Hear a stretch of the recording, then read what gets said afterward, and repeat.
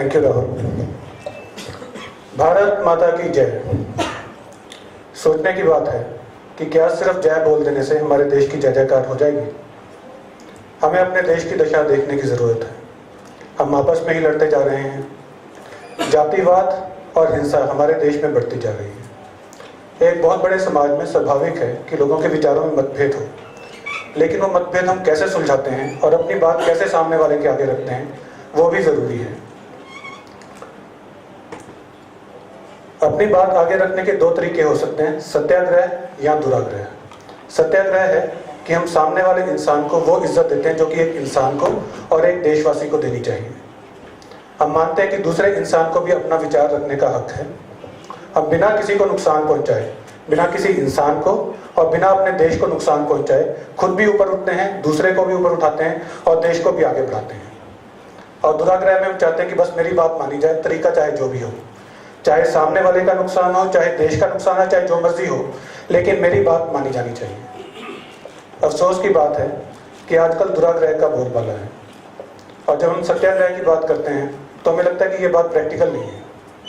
कई लोग इसको गांधीगिरी का नाम देते हैं, पर सोच कर देखें कि गांधी जी जैसा महान नेता सिर्फ हिंदुस्तान में क्यों हुआ, किसी और देश में क्यों नहीं हुआ।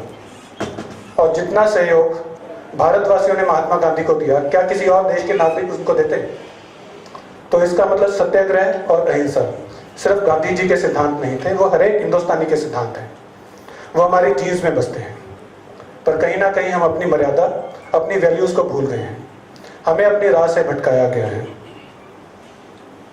सोचने की जरूरत है कि हम कौन सी दिशा ले रहे हैं। जब इस देश के अंदर बहुत सारे युवा बेरोजगार हैं, जिनको पढ़ने की अपॉर्चुनिटीज नहीं है, तो हम सिर्फ अपने लिए रोज आरक्षण मांगते हैं कि मेरे को आरक्षण मिल जाए, मेरा बच्चा पढ़ जाए, बाकी देश का जो मर्जी हो, मुझे उस बात की चिंता नहीं।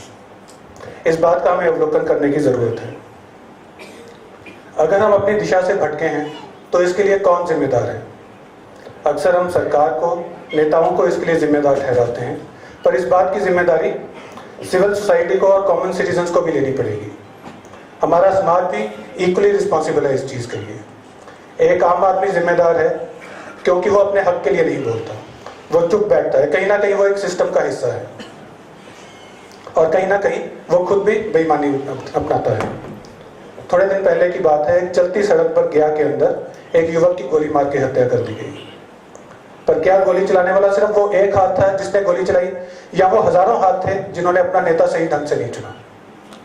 इस बात के ऊपर हमें विचार करना होगा, और इसी बात के ऊपर विचार करने के लिए हमने ये सिविल सोसाइटी बनाई है। हम लोग, हमारा मकसद है कि हम आम आदमी को आवाज़ दें, आम आदमी को एक प्लेटफॉर्म पर लेकर आए जिसके ऊपर कि वो उन मुद्दों के ऊपर बात करे जिन मुद्दों का सीधा प्रभाव उसके ऊपर पड़ता है। हम उन मुद्दों के ऊपर बात ना करें जिनके ऊपर कि हमारे ऊपर प्रभाव नहीं है। जब 40% आबादी सूखे से प्रभावित हो तो हम प्रधानमंत्री की बीए की डिग्री को ना डिस्कस करें, बल्कि उस बात को डिस्कस करें जो हमारे देश की तरक्की के अंदर हमारा साथ दे। मेरा बहुत बहुत धन्यवाद कि आप सब लोग अपना कीमती समय यहाँ पर निकाल कर आए। Thank you. जय हिंद।